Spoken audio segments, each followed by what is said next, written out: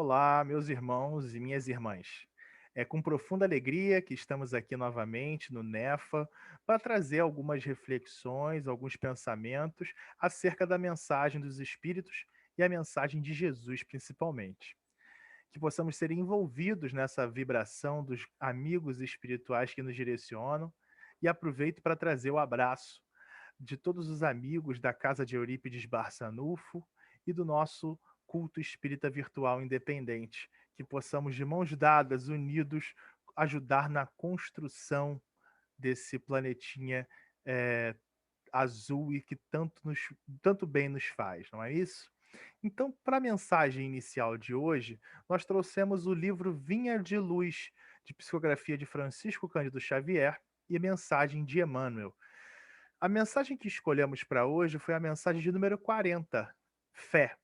E ela vai nos dizer o seguinte: Mas os cuidados deste mundo, os enganos das riquezas e as ambições de outras coisas, entrando, sufocam a palavra, que fica infrutífera. Jesus, Marcos capítulo 4, versículo 19. A árvore da fé viva não cresce no coração miraculosamente. Qual acontece na vida comum, o Criador dá tudo, mas não prescinde do esforço da criatura. Qualquer planta útil reclama especial atenção no desenvolvimento. Indispensável cogitar-se do trabalho de proteção, auxílio e defesa. Estacadas, adubos, vigilância, todos os fatores de preservação devem ser postos em movimento, a fim de que o vegetal precioso atinja os fins a que se destina. A conquista da crença edificante não é serviço de menor esforço. A maioria das pessoas admite que a fé constitua a milagrosa auréola doada a alguns espíritos privilegiados pelo fator divino. Isso, contudo, é equívoco lamentável. Isso, contudo, é um equívoco de lamentáveis consequências. A sublime virtude é a construção do mundo interior, em cujo desdobramento cada aprendiz funciona como orientador, engenheiro e operário de si mesmo. Nada se faz possível a realização quando excessivas ansiedades terrestres de parceria com enganos e ambições inferiores torturam o campo íntimo à maneira de vermes e malfeitores, atacando a obra. A lição do Evangelho é semente viva. O coração humano é receptivo tanto quanto a terra. É imprescindível tratar a planta divina com desvelada ternura e instinto enérgico de defesa. Há muitos perigos sutis contra ela, quais sejam os tóxicos dos maus livros, as opiniões ociosas, as discussões excitantes, o hábito de analisar os outros antes do autoexame. Ninguém pode, pois, em sã consciência, transferir de modo integral a vibração de fé ao espírito alheio, porque realmente isso é a tarefa que compete a cada um. Então, meus irmãos, lida essa mensagem, neste momento, nós vamos fazer a nossa prece. Irmãos amigos, que os bons amigos espirituais, que os nossos companheiros de jornada possam nos envolver nesse momento. Que Francisco de Assis, no alto de sua caridade, de seu carinho, possa enviar seus trabalhadores a cada uma das residências que estão conosco nesse momento, tornando cada uma delas um ponto de luz, a brilhar, a emanar boas vibrações, vibrações de saúde e de paz, e que possamos ser envolvidos pelos pensamentos, pelos bons amigos espirituais, assim trazendo as mensagens da melhor forma possível. Que assim seja, graças a Deus. Pois bem, meus irmãos, coube a nós a missão de falar justamente sobre o que o tema inicial já nos precavia, né? Hoje a gente vai falar sobre a fé, que é a mãe da esperança e da caridade. Mensagem essa que consta do livro O Evangelho segundo o Espiritismo, né, de Allan Kardec, perdão, trazido por diversos espíritos, e essa parte está no seu capítulo 19, que é A Fé Transporta Montanhas, nas Instruções dos Espíritos, item 11. Vamos então começar a observar a mensagem. Vamos lá? A fé deve ser proveitosa, deve ser ativa e não deve adormecer. Mãe de todas as virtudes que conduzem a Deus, ela deve velar atentamente pelo desenvolvimento das filhas que gerou. Então percebam, logo nesse início, ele vai ser muito claro ao dizer para a gente que a fé deve ser proveitosa e ativa. Não dá mais para a gente ter aquela fé passiva que a gente fica esperando as coisas acontecerem. Não, eu acredito que vai acontecer alguma coisa, mas eu não me movimento para que esta coisa aconteça, né? Eu desejo muito conquistar um emprego, mas eu não entreguei nenhum currículo. Como é que eu posso conquistar um emprego? Será que alguém vai adivinhar que eu preciso daquela colocação, né? Então a gente precisa movimentar, se gerar o movimento, né, fazer uma fé que seja proveitosa, que eu possa tirar proveito dessa minha crença, né, acreditar, mas não só acreditar, mover as energias para que aquilo que eu acredito possa se materializar, possa se tornar real, possa ser proveitoso, né? Mãe de todas as virtudes, de todas as virtudes. Então, a fé, ela vai ser mãe de todas as virtudes. E tem um fator muito simples, né, nessa questão, que é o fator psicológico. Quando eu não tenho fé, quando eu não acredito no que está sendo construído, quando eu não acredito no porvir, a minha vida vive uma grande desesperança. Então, a falta de esperança vai fazer com que você, não acredite no futuro, então você não se dedique a criar virtudes, não é isso? Quando a gente tem fé, a gente constrói as virtudes dentro de nós, porque a gente sabe que a gente precisa se melhorar para o mundo melhor que está por vir, né. Então ela precisa, velar atentamente pelas filhas que gerou. Vamos ver mais, que são a esperança e a caridade, né, são consequências da fé. Essas três virtudes são uma trindade inseparável. Não é a fé que nos dá a esperança de vermos realizadas as promessas do Senhor? Porquanto, se não tivermos fé, que esperaremos? Não é a fé que dá o amor? Pois se não tiverdes fé, que reconhecimento tereis? E por consequência, que amor? Né? Então, perceba, a pergunta é muito clara. Não é a fé que nos dá esperança de vermos realizadas as promessas do Senhor? Porque às vezes a gente olha para o cenário, para o mundo que a gente vive, e a gente fala assim: meu Deus, esse mundo está cada vez pior. E a gente às vezes ouve espírita que vai falar isso. O mundo está ficando pior, cada vez pior. No passado ele era muito melhor. Será? Será que isso não confronta a nossa própria fé? Será que isso não confronta a própria lógica da lei de evolução?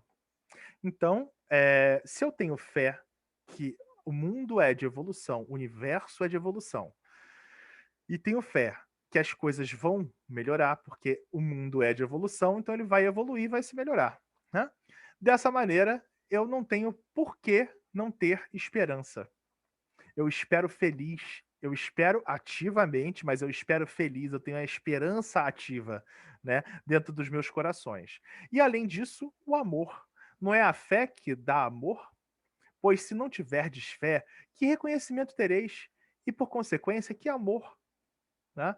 Como ter amor se a gente não tiver fé? Fica difícil, né? Desenvolver esse sentimento, seja de amor a Deus, seja de amor ao próximo, se a gente não tem fé, né? Se a gente acha que nada vai dar certo, que não existe um futuro, que não existe uma força suprema acima de nós, que nos apoia, que nos fortalece, né? Tudo vai ficando muito mais difícil quando a gente se coloca na posição de estar sozinho, né? De estar abandonado. Porque mesmo que fisicamente eu esteja sozinho, eu não estou sozinho. Existe toda uma equipe espiritual me apoiando a que eu possa realizar o que é melhor, o que há de melhor, né? E a mensagem segue. A fé, divina inspiração de Deus, desperta todos os nobres instintos que conduzem o homem ao bem. É a base da regeneração. É preciso, pois, que essa base seja forte e durável, porque se a menor dúvida vier abalá-la, o que acontecerá com o edifício que construíste sobre ela? Construí, portanto, esse edifício sobre fundações inabaláveis, que a vossa fé seja mais forte que os sofismas e as zombarias dos incrédulos, porque a fé que não desafia o ridículo dos homens não é a fé verdadeira. E é por isso que tanto Allan Kardec quanto Leon Denis vão ponderar fortemente a questão de que nós precisamos desenvolver a fé raciocinada, meus irmãos. Não temos mais como ter a fé cega, aquela fé de extrema religiosidade sem nenhuma relação com a razão. Emmanuel, na mensagem inicial, ele disse para a gente o seguinte, né? Ele vai dizer que é o seguinte: a maioria das pessoas admite que a fé constitua a milagrosa auréola doada a alguns espíritos privilegiados pelo favor divino. Isso, contudo, é equívoco de lamentáveis consequências. Então, até o Emmanuel está apresentando para a gente as mesmas ideias que o texto está nos apresentando, que é a ideia de que nós não podemos mais ter a fé cega. É preciso que a gente comece a transformar o nosso modelo de fé. Por que que eu acredito? Eu tenho fé por quê? Porque se eu tenho fé só porque eu tenho fé, se eu tenho fé só porque me disseram que é preciso que tenha fé, porque se eu tenho fé só porque na casa espírita disseram que se eu não tiver fé é ruim para minha imagem, não adianta. Eu preciso me questionar por que que eu tenho fé. Quais são os fatores que fazem com que eu tenha essa fé? O que faz com que eu tenha essa certeza absoluta dentro de mim? Eu preciso me indagar isso, para que essa fé seja uma fé saudável. Porque eu tenho fé porque a luz está acesa. Perceba, aonde eu estou construindo a minha fé? Estou construindo a minha fé em um chão arenoso. Ao primeiro vento, ao primeiro blackout que houver, a minha fé ela se desfez. Eu tenho fé num homem. Então, eu conheço um padre, um pastor, um palestrante, um babalorixá, que seja. E eu coloco a minha fé naquele indivíduo. E desse momento em diante, eu esqueço que ele é ser humano, encarnado em um mundo de provas e expiações. E aí eu coloco nele toda a minha fé. A partir do momento que aquela pessoa se equivoca, que ela erra, a minha fé é jogada por terra. Coloco fé no meu filho. Então, o filho, ele vai ser o futuro, ele vai ser o melhor que tem, ele vai ser tudo. E às vezes, por ironia do destino, não é. Às vezes, por necessidade da vida, esse filho desencarna. E aí a minha fé foi posta por terra. Então, é por isso que a necessidade da fé raciocinada. Através da razão, eu construo a minha crença. Eu acredito porque por A mais B, confrontando esse sentimento de ter fé, ficou claro para mim que eu tenho fé por ele, por esse motivo, por aquele motivo e assim por diante, digamos, né? Vamos lá, vamos seguir. A fé sincera é arrebatadora e contagiante. Comunica-se àqueles que não a têm, ou mesmo não a queiram ter. Ela encontra palavras persuasivas que atingem a alma, enquanto que a fé aparente só tem palavras sonoras, que deixam a quem as escuta frio e indiferente. Pregai pelo exemplo da vossa fé para transmiti-la aos homens. Pregai pelos exemplos das vossas obras para lhe demonstrar o mérito da fé. Pregai pela vossa esperança inabalável para lhes fazer ver a confiança que fortifica e faz com que se enfrentem todas as vicissitudes da vida. Não é anormal, não é difícil a gente ver no nosso meio espírita, e eu estou falando do meio espírita porque nós somos espíritas, aquelas pessoas que nutrem uma fé falsa, Uma fé que não transmite a realidade. Só porque eu li no livro, só porque eu ouvi na palestra que eu tenho que ter fé. E aí eu tenho fé. Eu digo que tenho fé. Então, o meu irmão, ele tá passando por uma dificuldade em casa, em vez de me solidarizar com ele, eu digo: "Meu irmão, você tem que ter fé". A minha amiga da casa espírita, ela desenvolveu uma doença, e aí eu digo: "Meu irmão, tenha fé". E aí no primeiro momento que as dificuldades da vida se apresentam na minha vida, o que que eu faço? Eu me desespero. Eu abandono completamente o sentimento de fé. Porque a minha fé era aparente, não era uma fé real, era uma mentira. Eu mentia para poder até me sentir aceito ou mentia até mesmo para poder me convencer. E essa fé, ela não contagia. Primeiro, ela não resolve o problema dos nossos irmãos, né. Dizer para as pessoas: "Tenha fé em Deus", quando as pessoas estão apenas sofrendo, é um pouco até de desumano, falta um pouco com a caridade, né. A gente precisa sim entender a fé em Deus, mas a nossa fé em Deus, a gente não precisa nem falar de Deus para ter fé.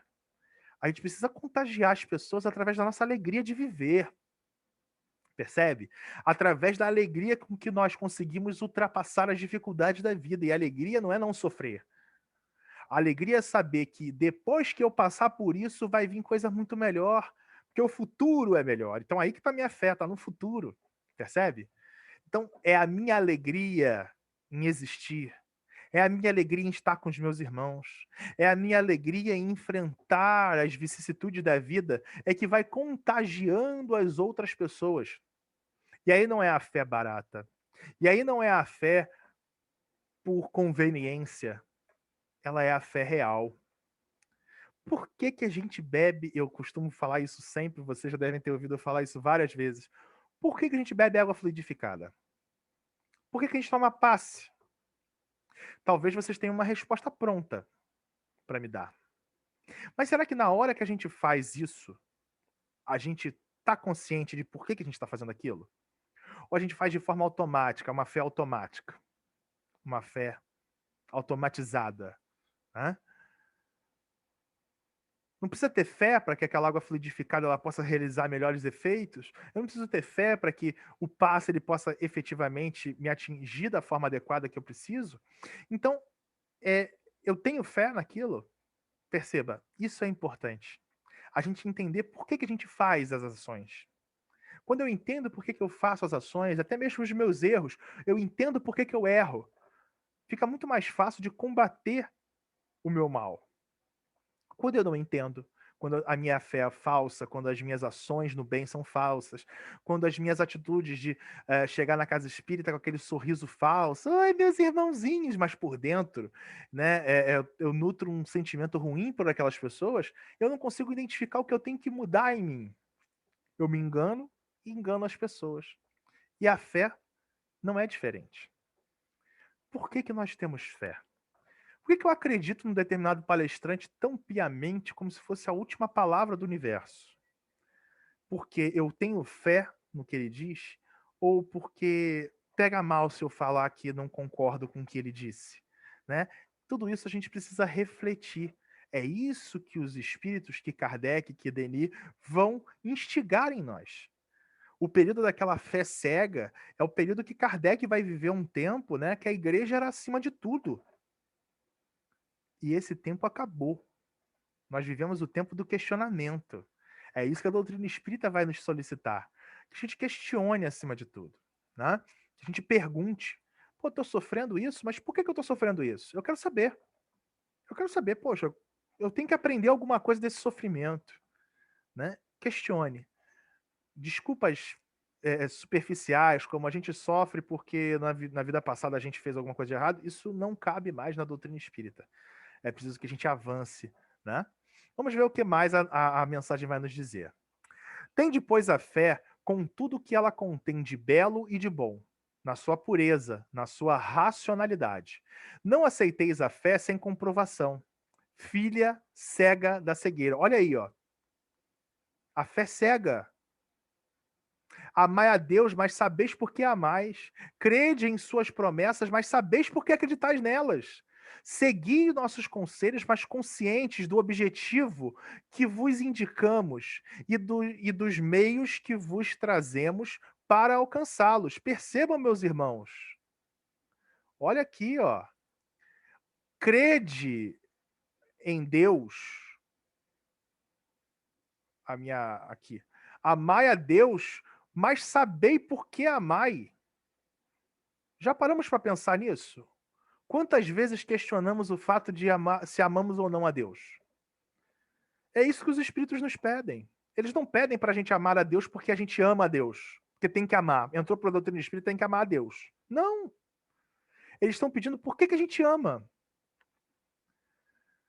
Para que a gente não acredite na fé sem comprovação.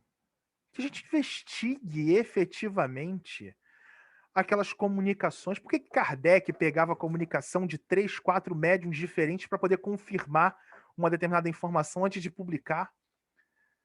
Porque esse é o trabalho dele. Será que aquele médium primeiro, ele ficava ofendido com Kardec porque Kardec comprovava aquela informação? Hoje em dia, não.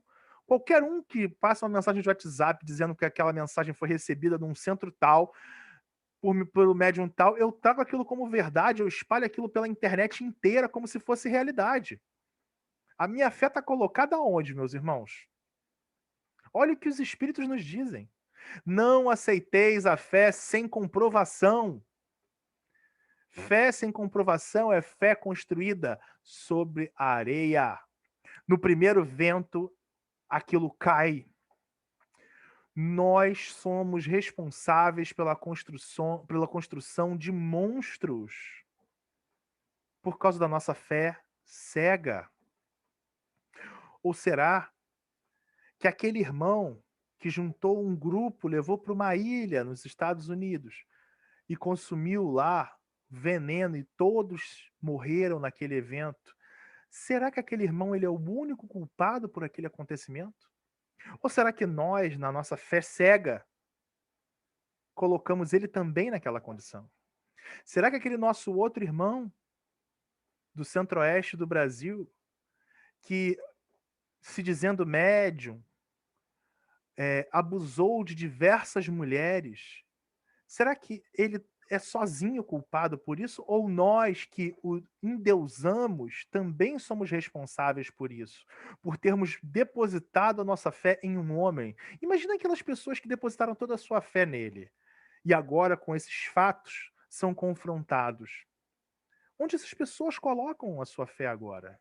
Como ter fé novamente, se a minha fé era naquele homem e eu impulsionei por endeusá-lo dessa forma? De que forma eu trato as pessoas quando elas fazem um estudo na minha casa?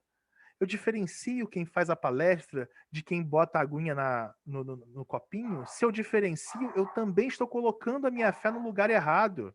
Estou colocando a fé no palestrante e não naquela pessoa que desenvolve aquele determinado trabalho. Então, todas essas são questões que nós precisamos nos discutir. Nós precisamos nos questionar. Por que que criamos monstros? Por que que jogamos essa carga pesada sobre os ombros dos nossos irmãos?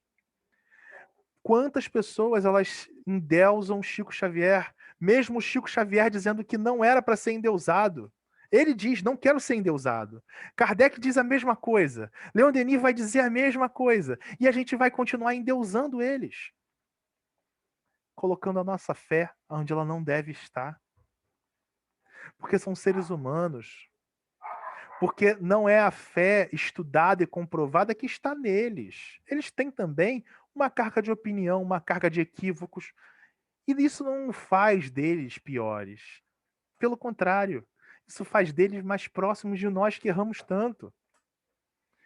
Então nossa fé não precisa estar neles. Nossa fé precisa estar em Jesus. Nossa fé precisa estar em Deus. Na espiritualidade superior. É ali que a nossa fé tem que estar. Por quê? Aí que tá. Aí é de cada um. Como eu vou comprovar esta fé? Como eu vou pesquisar esta fé e fazer com que ela seja real dentro de mim? Perceba? Como eu vou fazer para que minha fé seja uma fé real e que eu não seja direcionado livremente por qualquer líder religioso a fazer o que ele quer e não o que efetivamente a fé propaga? Quantas vezes na doutrina espírita nós já ouvimos leis da doutrina espírita que são propagadas por pessoas e não pela doutrina? E nós seguimos, porque a nossa fé estava naquele indivíduo que é falível como todos nós, e não na doutrina. A doutrina espírita é uma coisa, o movimento espírita é outra. E a gente não pode botar a nossa fé no movimento espírita. Nossa fé tem que estar na doutrina espírita. Porque o movimento espírita somos nós. Somos nós que somos imperfeitos. Então, meus irmãos, é fundamental, como nos dizem os espíritos, que a gente comece a ter um olhar um pouco mais atento, até mesmo para o nosso amor que nós temos a Deus. E ele vai prosseguir. Crede e esperai, sem jamais fraquejar. Os milagres são frutos da fé. José, Espírito Protetor, Bordeaux, em 1862. E aí José termina a sua frase com uma suposta contradição do que ele disse ao longo do texto inteiro. Crede e esperai, sem jamais fraquejar. Os milagres são frutos da fé. Os milagres são fruto da fé. O que são milagres? Milagres são coisas que acontecem que a gente não consegue ainda explicar. Não é isso? E aí a gente faz o quê?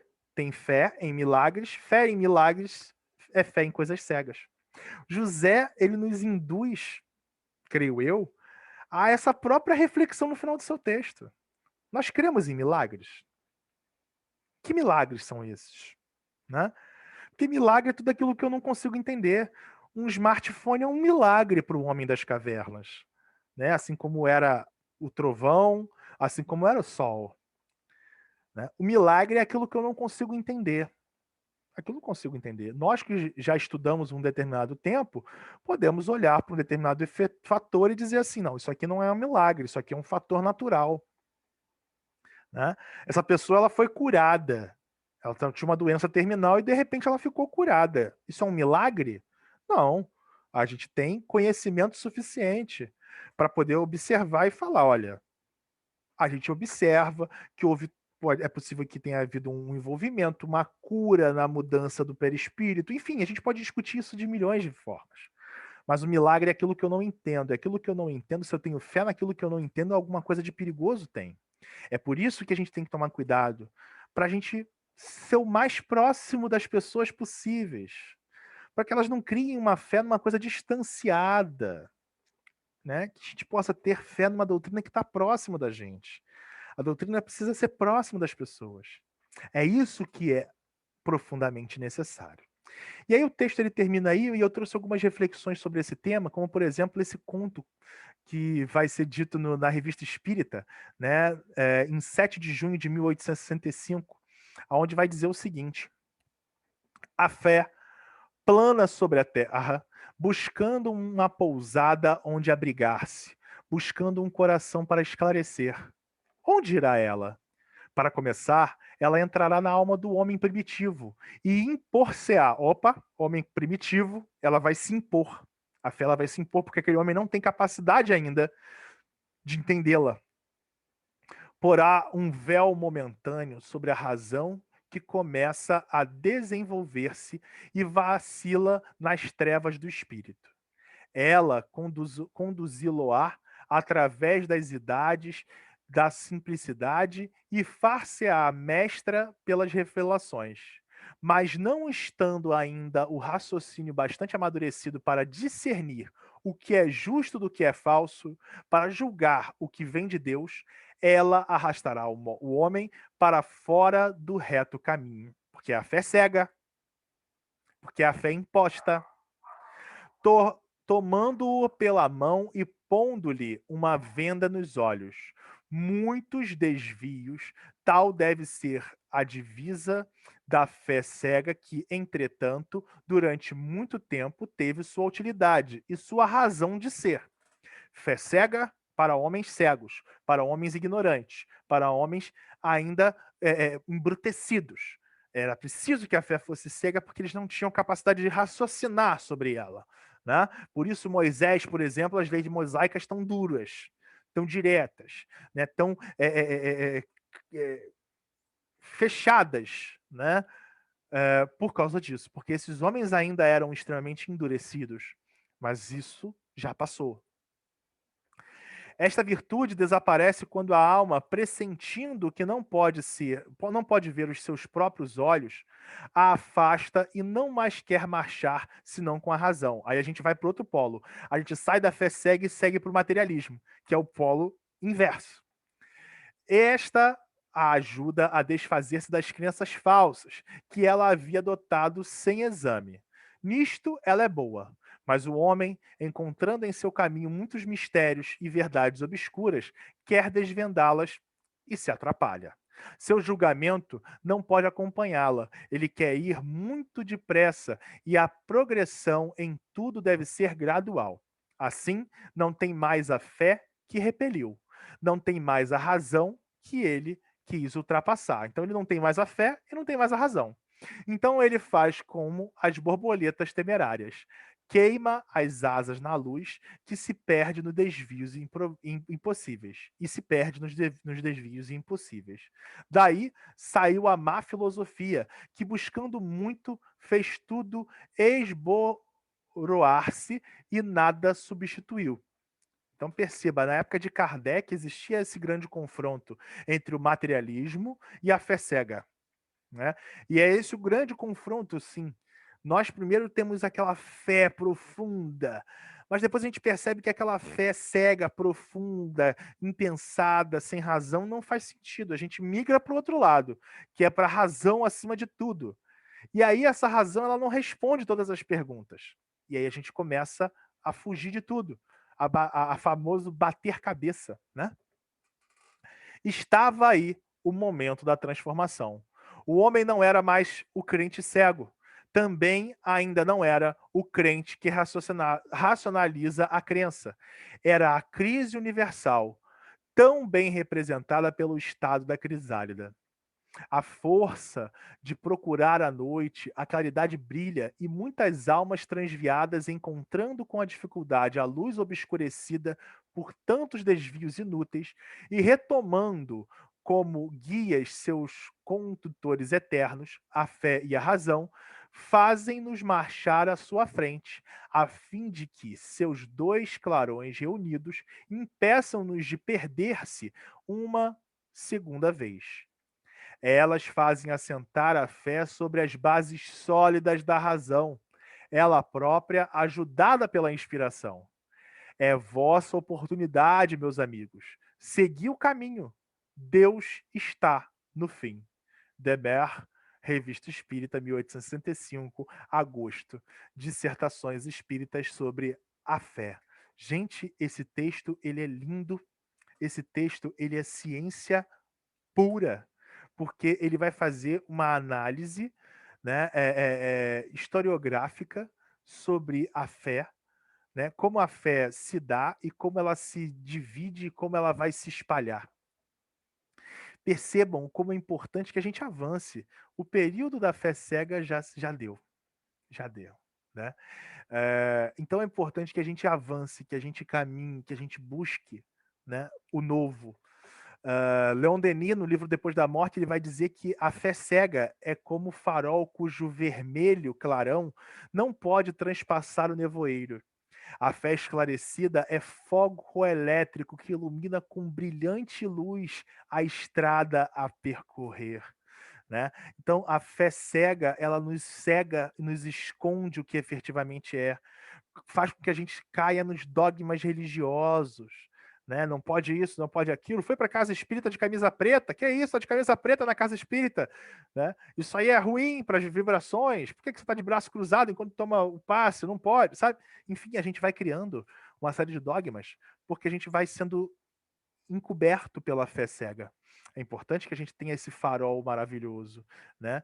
Então é importante que a gente procure essa fé raciocinada, essa fé que é robusta, né, que nos põe para frente.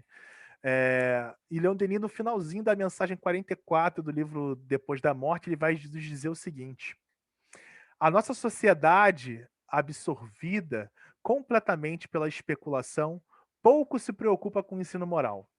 Inúmeras opiniões contraditórias chocam-se no meio desse confuso turbilhão da vida. O homem poucas vezes se detém a refletir. Poucas vezes a gente para pensar: por que que a gente faz isso? Por que que eu acredito nisso? Por que que isso faz sentido para mim? Mas todo ânimo sincero que procura a fé e a verdade há de encontrá-la na revelação nova, o Espiritismo. O influxo celeste estender-se-á sobre ele, a fim de guiá-lo para esse sol nascente, que um dia iluminará a humanidade inteira. Então, meus amigos, nós podemos ter total certeza que esse dia há de chegar.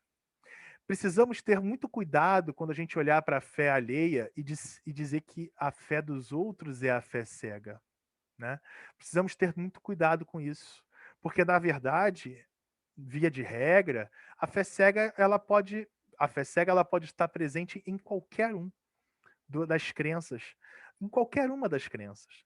No espiritismo existem ainda muita fé cega, mas que a gente possa construir a nossa fé sobre bases sólidas, firmes, confiantes, e assim a gente vai conseguir manter a fé que ilumina o caminho e não que faz a sombra tomar conta dele. Por fim, Carlos Torres Pastorino, no Minutos de Sabedoria, ele nos diz o seguinte: embora sozinho, continue a caminhada. Se todos o abandonarem, prossiga sua jornada. Se as trevas crescerem em seu redor, mais uma razão para que você mantenha acesa a pequenina chama de sua fé. Não deixe que a luz se apague, para que você mesmo não fique em trevas. Ilumine com a sua luz as trevas que o circundam. Que a nossa fé no nosso potencial também exista. Que a nossa fé na nossa luz seja poderosa, assim como o Enef desse ano, né, que dizia: cada coração uma candeia, cada uma das nossas luzes, nós somos os instrumentos da fé. Nós vamos contagiar as pessoas através da nossa alegria, da nossa crença, da nossa felicidade. É isso que contagia as pessoas. São as nossas ações, a nossa confiança. Então, que a nossa luz possa iluminar as trevas, enchê-las de fé, para que elas também saiam do escuro, saiam das trevas e venham compartilhar da luz conosco, fazendo com que o brilho seja cada vez maior. Meus irmãos, era isso que eu tinha para trazer para a gente na noite de hoje, no dia de hoje, na manhã de hoje, não sei que horas que você está assistindo esse vídeo. Mas vamos então fazer a nossa prece. Muito agradecidos pela oportunidade, pedindo todas as desculpas pelos equívocos e escorregões. Aqui eu não falo em nome da doutrina espírita, falo em nome de mim mesmo, porque se houverem erros, esses erros são meus. E se houverem acertos, esses acertos são nossos. Nossos junto com a doutrina espírita, junto com os bons amigos espirituais que nos inspiram. Tá certo? Então, que possamos, cheios de fé em nossos corações, em fé racional, em fé de saber que os espíritos não precisam de um espaço físico fechado para poder nos orientar, na fé da certeza que a nossa casa espírita hoje ela se expandiu, ela cresceu. Ela hoje ela toma cada um dos nossos lares, sejam elas no Rio de Janeiro, no estado, no município, no planeta Terra, em qualquer lugar que você esteja. Os companheiros da casa, os companheiros do bem estão conosco agora. Estão felizes, nos aplicando o nosso passe curativo, nos acalmando o coração, tirando a ansiedade que toma os nossos seres durante esse período tão conturbado da nossa sociedade. Que possamos gratos, que possamos ter a certeza que os bons amigos espirituais estão conosco através da fé, através da certeza que o futuro ele é muito melhor, através da certeza que através dos nossos braços, através da nossa luta, através do nosso trabalho, iremos transformar o mundo naquele mundo que tanto desejamos. E é claro, a natureza dá passos curtos, vagarosos, mas ela caminha para frente, meus irmãos. Então que nós também, sem pressa de chegar, comecemos a dar os nossos passos. Hoje seremos melhores do que ontem. Amanhã seremos melhores do que hoje, e assim por diante, porque reconhece o verdadeiro espírita pela força que faz para domar as suas más tendências. O futuro nos espera, meus irmãos. Tenhamos fé. Obrigado, Francisco de Assis. Obrigado aos bons espíritos, mas, sobretudo, obrigado, Deus nosso Pai, esse Deus de amor, esse Deus de justiça, esse Deus que merece que nós tenhamos fé. Que assim seja, graças a Deus. Muita paz no coração de todos. Fiquem com Deus.